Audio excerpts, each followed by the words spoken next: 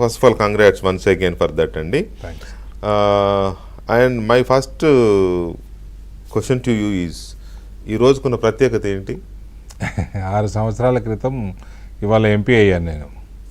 మే 23, మే 23, 2019. Okay, ఆ రోజు మీరు ఎంపీ అవ్వడానికి దారి తీసిన పరిస్థితులు కూడా చాలా ఉన్నాయి.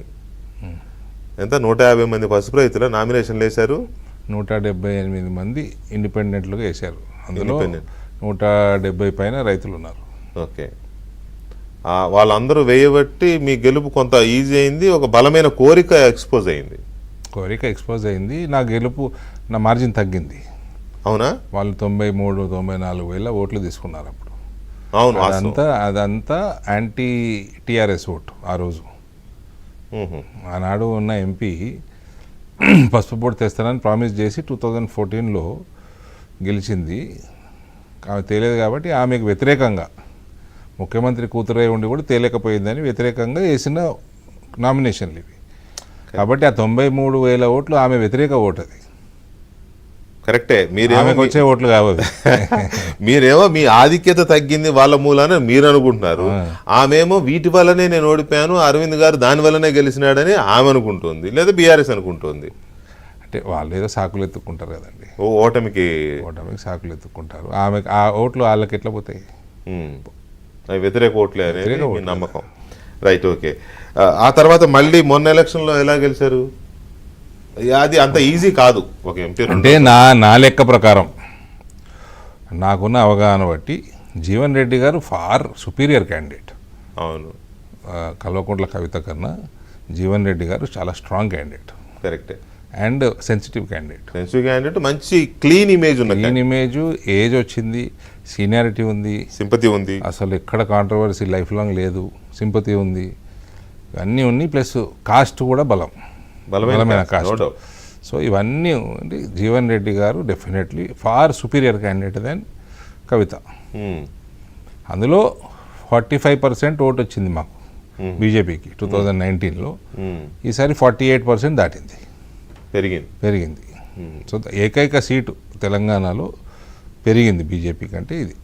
అంటే మా 4 ఎంపీలు, అంతకుముందు 4 ఉన్నాం కదా. అవును, 4లో మెజారిటీ పెరిగిన సీట్ మీదే. ఓటు శాతం పెరిగిన, అదే దట్స్ వాట్, ఓటు శాతం. రైట్,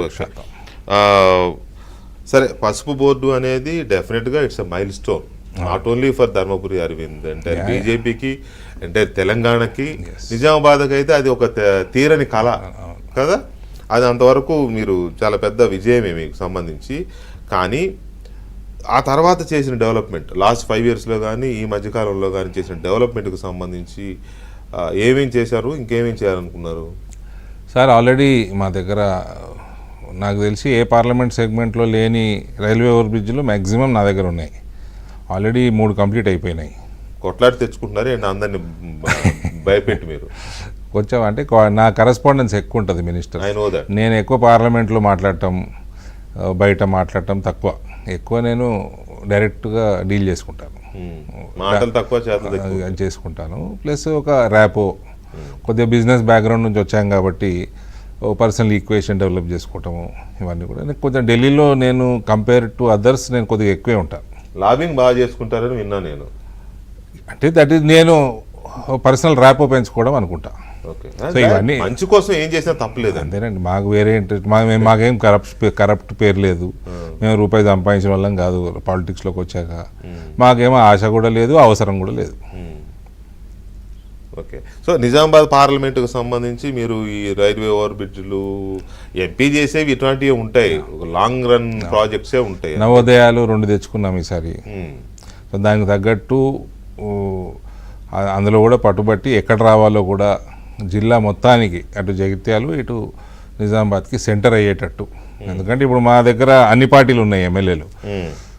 అవునవును. సో అందరితో కోఆర్డినేట్ చేసుకున్నాను. కాంగ్రెస్ అయినా సరే, మనకు బీజేపీ ఎమ్మెల్యేలు కూడా నా దగ్గర రావాలని ఉంటుంది వాళ్ళకి. సో వచ్చింది ఫైనల్గా కాంగ్రెస్ ఎమ్మెల్యే ఉన్న చోటు వచ్చినా కూడా నిజామాబాద్ జిల్లాలో సెంటర్ అవుతుంది. So it will be useful for everyone. Right. తెలంగాణలో 8 మంది ఎంపీలు ఎలా గెలిచారండి బీజేపీకి? అంతే, అది ఊహించని పరిణామమే. సమాజంలో మారుతున్న